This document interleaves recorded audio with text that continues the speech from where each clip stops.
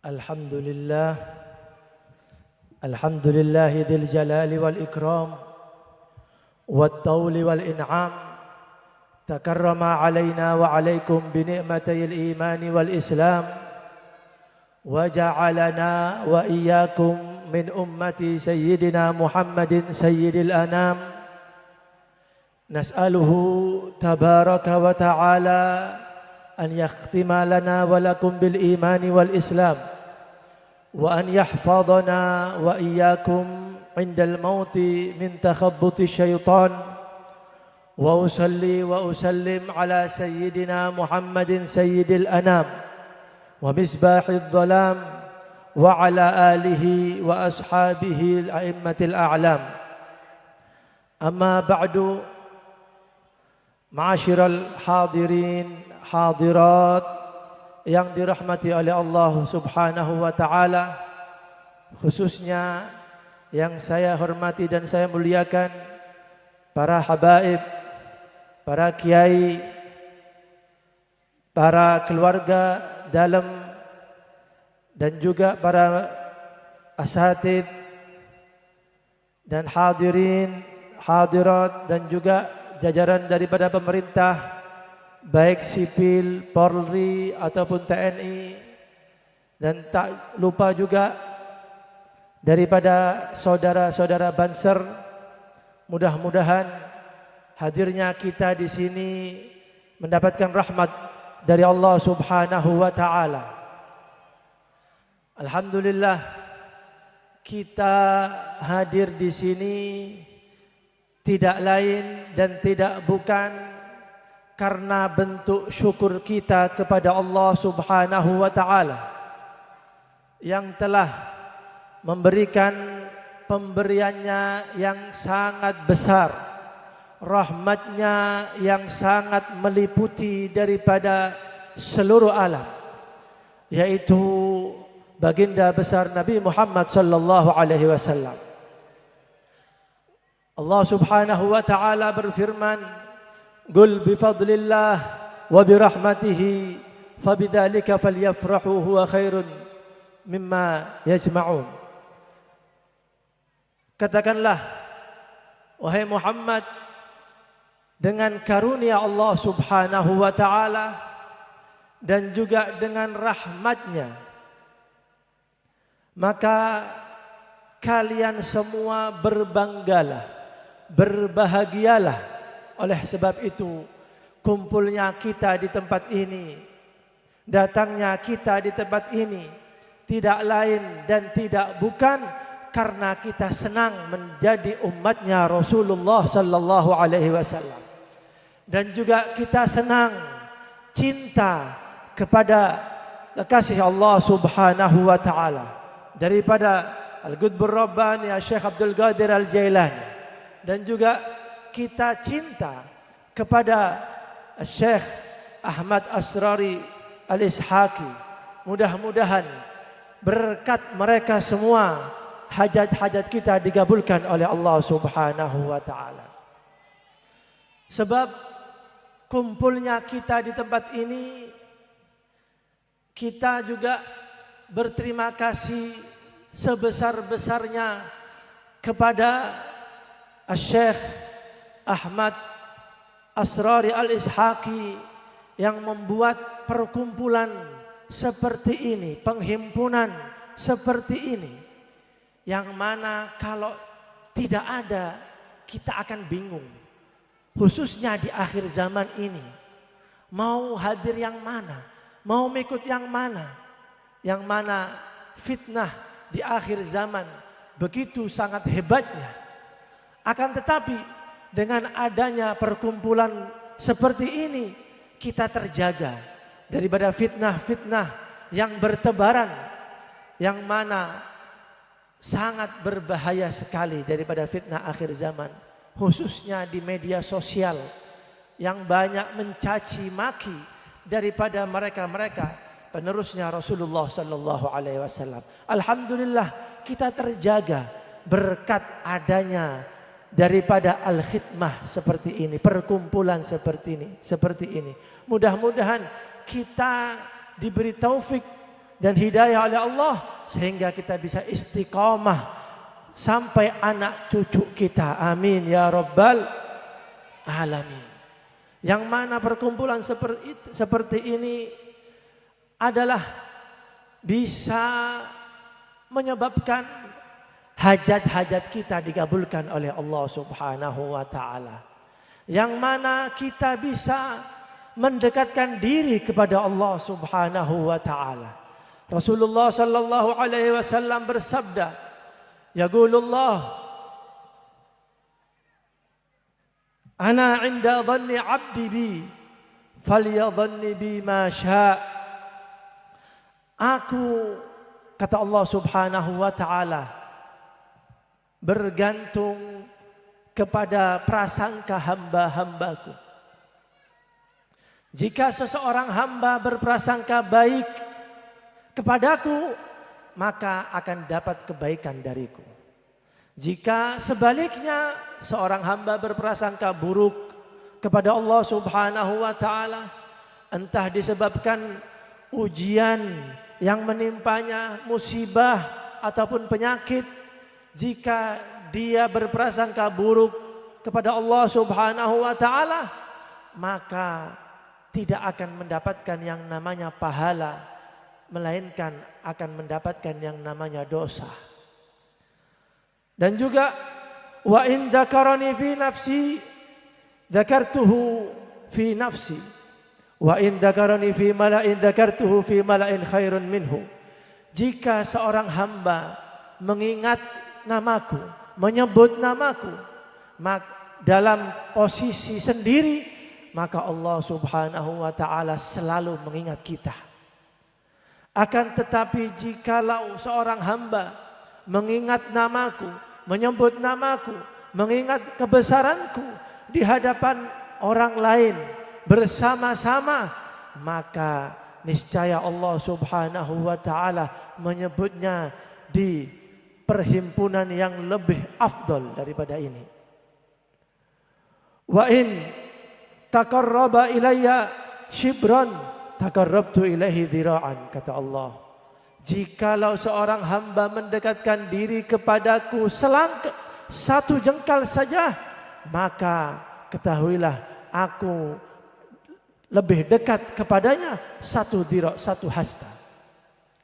Jikalau seorang hamba mendekatkan diri kepada Allah satu hasta, maka Allah Subhanahu wa taala lebih dekat, yaitu dengan berlari-lari kecil ibaratnya. Alhamdulillah, kita memiliki Tuhan Allah Subhanahu wa taala yang maha kasih sayang, yang mana dengan menyebutnya, mengingatnya, Allah taala mengingat kita. Dan hadirnya kita di tempat ini mengingat Allah Subhanahu wa taala. Menyebut nama Rasulullah sallallahu alaihi wasallam, menyebut nama kekasih Allah Syekh Abdul Qadir Al-Jailani, yang mana diriwayatkan, yang mana dikatakan inda dzikras salihin tanzilur rahmah fa kaifa fi aslahi salihin. Ketika seseorang menyebut nama-nama kekasih Allah Subhanahu wa taala, maka akan turun yang namanya rahmat Allah Subhanahu wa taala. Bagaimana ketika seorang hamba menyebut namanya Rasulullah sallallahu alaihi wasallam, yang mana beliau adalah pemimpin daripada orang-orang soleh, pastilah rahmat akan turun dengan deras tanpa diragukan lagi. Oleh sebab itu, kumpulnya kita di tempat ini bukanlah sia-sia, bukanlah hanya menyita waktu belaka, tidak. Akan tetapi kumpulnya kita di tempat ini itu bisa membahagiakan kita di dunia dan di akhirat. Sebab kita di tempat ini berzikir, kita di tempat ini bersolawat, kita di tempat ini berdoa dengan doa-doa yang dilantunkan oleh orang-orang soleh, yang mana walaupun kita tidak mengetahui maknanya, insya Allah kita akan mendapatkan ijabahnya. Sebab jika Allah menurunkan rahmatnya, akan meluas semua yang hadir akan mendapatkannya. Oleh sebab itu tidak heran jika terkadang seseorang setelah berkumpul semacam tempat ini kemudian hajatnya dikabulkan oleh Allah. Tidak heran. Kenapa? Sebab di tempat ini mereka meminta kepada Allah rahmatnya, meminta kepada Allah daripada hajat-hajatnya, meminta kepada Allah daripada ampunannya. Oleh sebab itu Allah subhanahu wa ta'ala insyaallah mengabulkan daripada permintaannya. Meskipun jikalau permintaan tersebut tertunda ataupun tidak seperti yang dia inginkan, maka ketahuilah itulah yang terbaik dari Allah subhanahu wa ta'ala. Diceritakan di dalam kitab Ihya Ulumuddin suatu cerita yang mana pada zaman dahulu itu ada seorang raja yang memiliki daripada penasehat yang soleh, yang mana penasehat tersebut setiap seorang raja itu mendapatkan kebahagiaan. Penasehat mengatakan, ya raja, jangan lupa bersyukur kepada Allah. Dan juga setiap jikalau raja tersebut tertimpa musibah, penasehat tersebut mengingatkan juga, ya raja jangan lupa bersyukur kepada Allah. Ya, kalau kita bingung, ini kalau kita menjadi penasehatnya, tidak. Ya, kita kalau tertimpa musibah mungkin ya yang sabar raja, yang sabar. Ya, ini disuruh bersyukur. Pernah suatu hari raja tersebut tertimpa musibah, kehilangan daripada satu pandangannya, matanya hilang, tidak bisa melihat. Lalu raja tersebut meminta pengawalnya untuk mendatangkan daripada penasehatnya, memanggil penasehatnya segera. Apa kata penasehatnya? Ya raja, jangan lupa bersyukur kepada Allah. Raja digituin marah. Kamu tidak melihat saya tertimpa musibah ini, kamu suruh saya bersyukur, bagaimana ini? Kata penasehatnya, kata rajanya, pengawal tangkap ini penasehat, jebloskan penjara. Ya, kalau kita kan enggak, waduh, ini kalau saya ngomong bersyukur, masuk penjara saya ini. Ini enggak, penasehatnya orang soleh. Masuk penjara ini penasehat. Yang namanya raja itu zaman dahulu hobinya apa? Berburu. Suka berburu daripada hewan.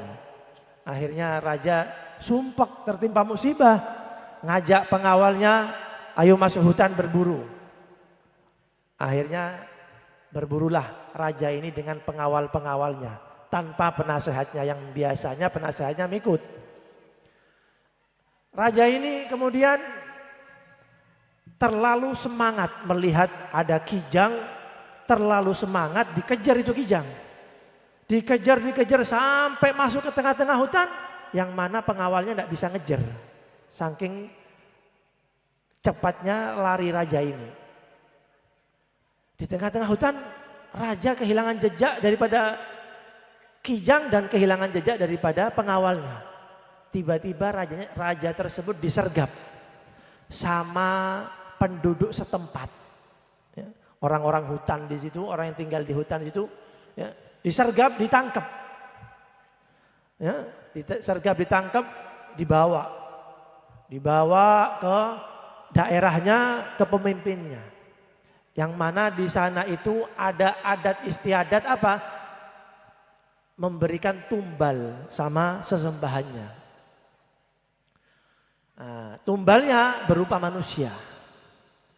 Kebetulan kata pengawalnya ini dapat orang asing ini, jadi tidak perlu ngambil daripada orang daerah sekitar. Kemudian datanglah daripada pemimpin daripada suku tersebut, melihat orang ini, dilihat raja itu, diperhatikan dari atas sampai bawah, ini orang tidak memenuhi syarat ini orang ini. Karena apa? Matanya hilang satu. Syaratnya tumbal itu harus sempurna, lepaskan ini orang sudah. Ya, lepaskan ini orang. Tidak ada gunanya, tidak ada manfaatnya. Akhirnya setelah dilepaskan, raja ini lari terbirit-birit. Lari sampai ke tempat kerajaannya. Ngos-ngosan nih raja. Air. Ya, minum air. Panggil itu pengawal saya, panggil pengawal saya. Wah, dipanggil nih pengawal. Panggil itu daripada penasihat saya. Panggil penasihatnya datang. Ya. Panggil penasihatnya datang. Ini raja mengatakan, benar omonganmu ini. Sekarang saya bersyukur mata saya hilang satu ini. Lu kenapa raja? Ditanya sama penasihatnya. Iya, saya ditangkap suku pedalaman, saya mau dibuat tumbal. Untung mata saya hilang satu, dibebaskan saya. Untung akhirnya mengetahui daripada nikmatnya hilang satu daripada matanya, daripada musibahnya. Lalu si raja ini bertanya sama pengawalnya, lah kamu dari beberapa hari masuk penjara, bersyukur kamu? Alhamdulillah saya bersyukur sebesar-besarnya raja. Loh kenapa? Iya raja, kalau saya bersamamu raja, saya yang jadi tumbal. Kamu bebas, saya jadi tumbalnya. Karena saya selalu bersama raja. Saya yang mata saya yang saya sempurna semua, saya jadi tumbalnya. Kamu yang bebas raja. Untung saya ditahan di penjara, akhirnya saya juga terbebas. Ya, alhamdulillah. Karena memang ketentuan Allah Subhanahu wa taala adalah yang terbaik buat kita. Sampai-sampai dikatakan oleh Al-Imam Asy-Sya'rawi bila mengatakan, jikalau seorang hamba mengetahui daripada kelemah lembutannya Allah Subhanahu wa taala, kasih sayangnya Allah Subhanahu wa taala kepada hambanya, maka hamba tersebut akan nangis sejadi-jadinya karena kelemah lembutan Allah, baik itu daripada takdir baiknya ataupun buruknya. Ya, tidak ada yang tahu. Oleh sebab itu, ya, kita sebagai umatnya Rasulullah Sallallahu Alaihi Wasallam banyak-banyak kita bersyukur akan ketentuan Allah Subhanahu Wa Taala. Kita lihat bagaimana Rasulullah Sallallahu Alaihi Wasallam, yang mana beliau sebagai nabi tatkala terkadang merasakan lapar, satu hari lapar, satu hari kenyang, istrinya tidak tega.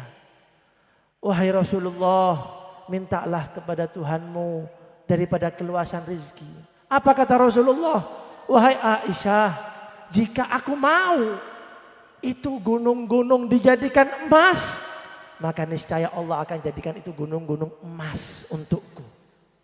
Akan tetapi Rasulullah tidak mau. Rasulullah ingin merasakan apa yang dirasakan oleh umatnya. Oleh sebab itu Allah Subhanahu wa taala memuji Rasulullah sallallahu alaihi wasallam, laqad ja'akum rasulun min anfusikum azizun 'alaihi ma 'anittum harisun 'alaikum bil mu'minina raufun rahim. Sungguh telah datang suatu utusan, suatu rasul yang mana jikalau kalian merasakan sedih, sakit, Rasulullah juga merasakan daripada kesakitan tersebut. Azizun alaikum, harisun alaikum, yang sangat semangat untuk mendapatkan, agar kalian mendapatkan hidayah dari Allah Subhanahu wa taala. Raufun rahim, yang mana sifatnya Rasulullah adalah pengasih lagi penyayang. Oleh sebab itu pernah suatu ketika Rasulullah sallallahu alaihi wasallam keluar daripada rumahnya, yang mana seseorang pada saat itu selalu didapati di dalam rumahnya. Jarang orang keluar pada saat itu. Itu Rasulullah keluar. Tatkala keluar, Rasulullah mendapati daripada dua sahabatnya, Abu Bakar dan Umar, juga keluar pada saat itu. Ditanya oleh Rasulullah, apa gerangan yang menyebabkan engkau keluar wahai Abu Bakar, wahai Umar?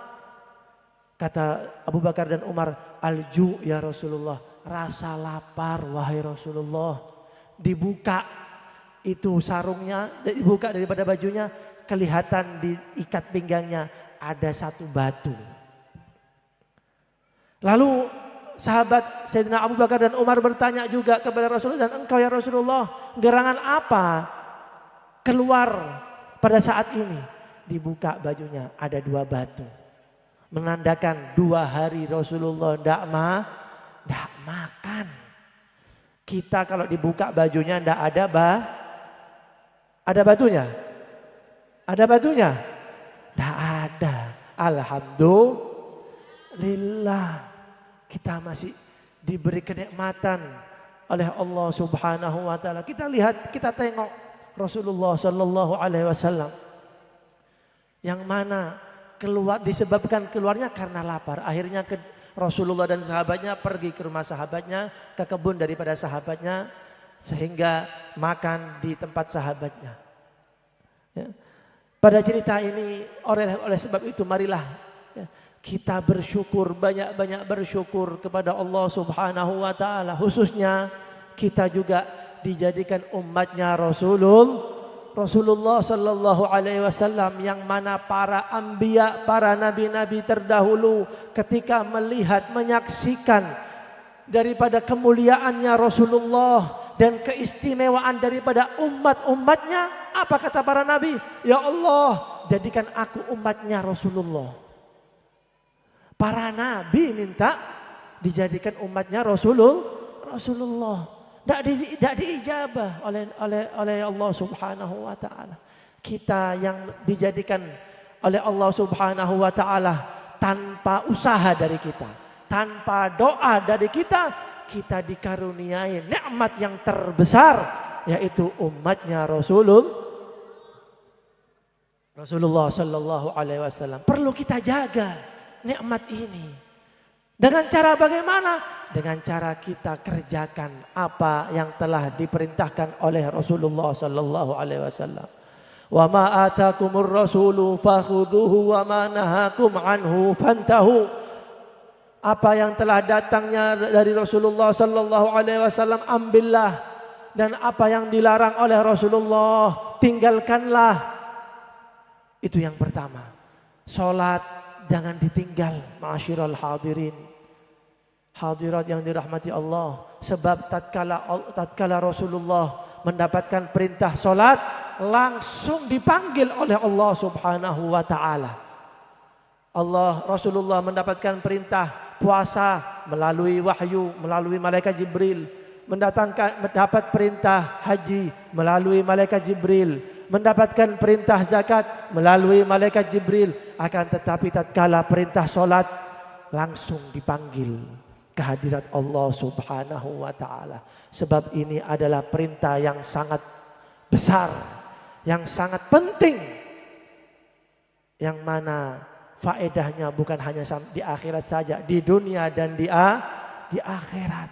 Jika kita kesempitan daripada dunia kita, hati kita sumpek, periksa solat kita.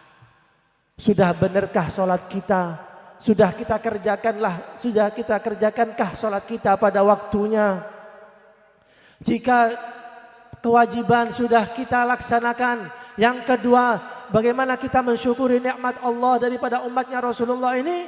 Yaitu dengan kita menghidupkan daripada sunnah-sunnahnya.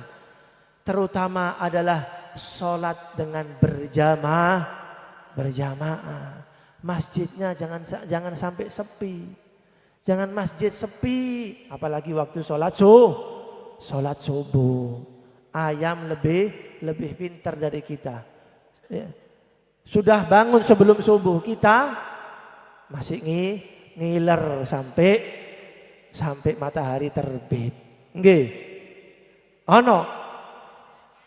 Ya, kalau ono sekarang adalah waktunya taubat kepada Allah Subhanahu wa taala. Ya, sebelum pintu taubat ditutup oleh Allah Subhanahu wa taala.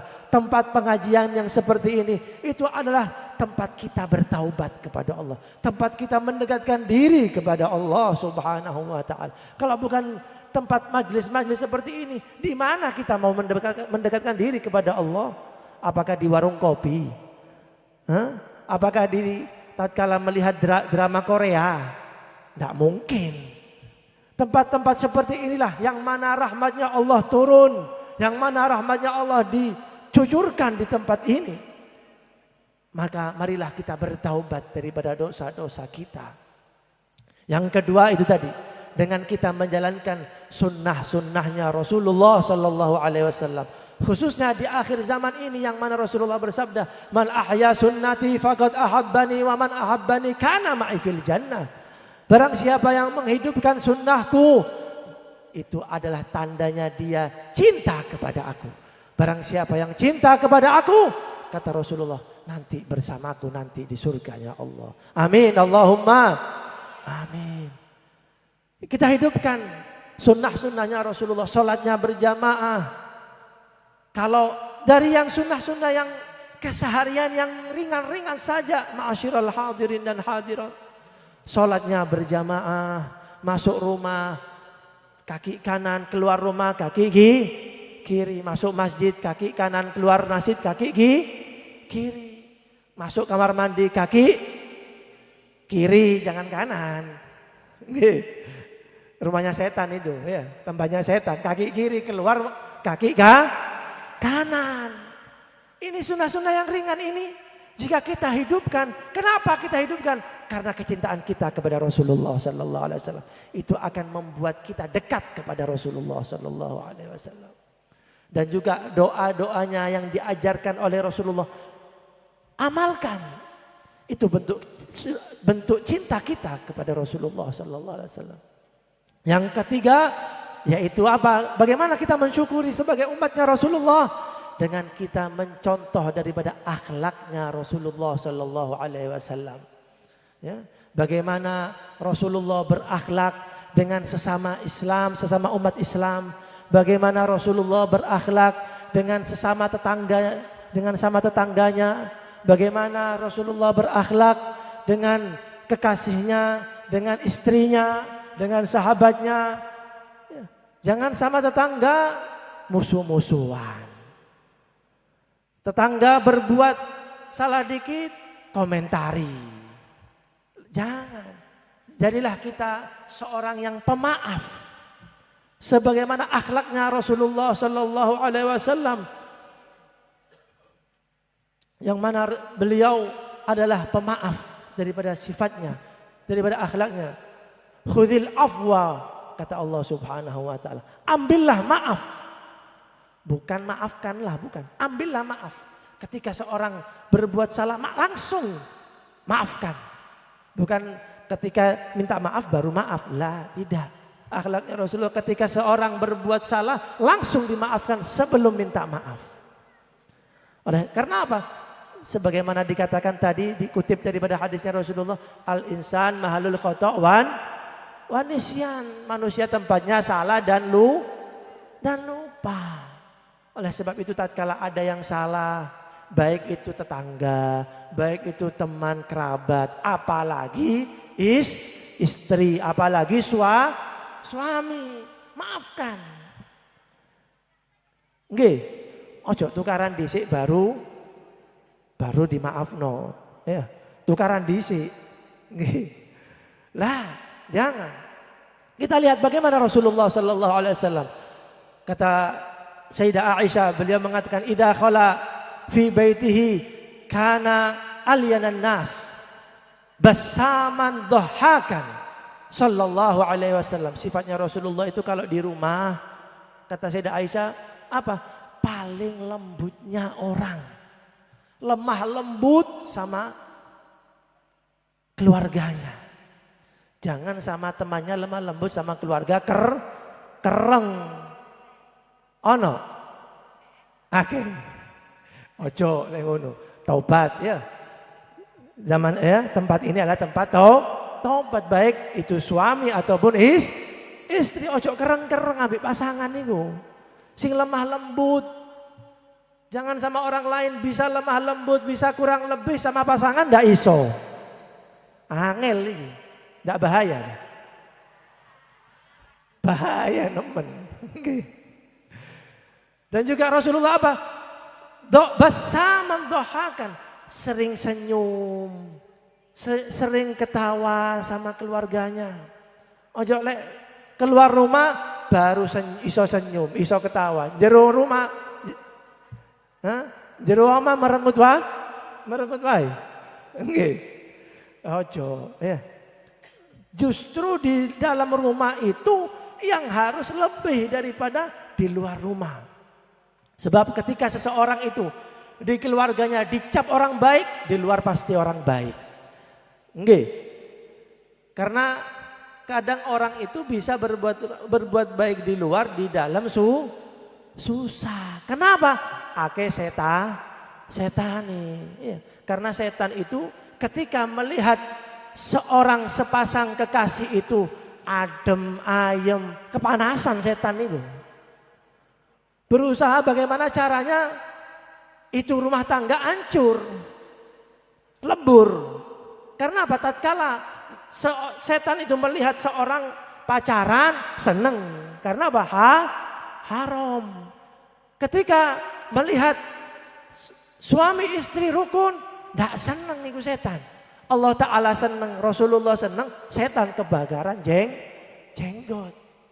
Berusaha bagaimana caranya keluarga ini bercerai-berai. Itulah tugas setan. Ketika sebelum menikah, bagaimana berusaha kedua orang ini bersatu. Berbuat maksiat wal iyadu billah min dalik. Ini yang ketiga. Akhlak perbaiki. Bagaimana kita contoh akhlaknya Rasulullah sallallahu alaihi wasallam. Jangan jauh-jauh kita lihat bagaimana akhlaknya Romo daripada Syekh Ahmad Asrori Al-Ihsaki, yang mana beliau lemah lembut dengan keluarganya, bahkan dengan murid-muridnya, dengan muhibbinnya. Begitulah mengambil daripada akhlaknya Rasulullah sallallahu alaihi wasallam. Dan juga yang keempat, bagaimana seseorang itu bisa bersyukur kepada Allah Subhanahu wa taala dengan memperbanyak sholawat kepada Rasulullah sallallahu alaihi wasallam. Sebab dikatakan, man ahabba syai'an aktsara min dzikrih. Barang siapa yang mencintai seseorang pasti banyak menyebut-nyebut daripada namanya. Mudah-mudahan di tempat ini adalah kita dikabulkan daripada hajat-hajat kita oleh Allah Subhanahu wa taala, dan mudah-mudahan berkat daripada sholawat dan zikir daripada majlis ini kita dijadikan hamba-hamba Allah yang dekat kepada Rasulullah sallallahu alaihi wasallam. Dosa-dosa kita diampuni oleh Allah Subhanahu wa taala, dan mudah-mudahan lisan kita basah banyak bersolawat kepada Rasulullah sallallahu alaihi wasallam. Amin amin ya rabbal alamin. Allahumma ij'al jam'ana hadha jam'an marhuman wa tafarruqan min ba'dihi tafarruqan ma'suma wa la taj'al fina wa la minna wa la ma'ana sagiyan wa la ma'zuran wa la ma'zuma. Mungkin sekian yang bisa saya sampaikan. Jika ada kata-kata yang salah mohon dimaafkan. Hadza minni, wassalamualaikum warahmatullahi wabarakatuh.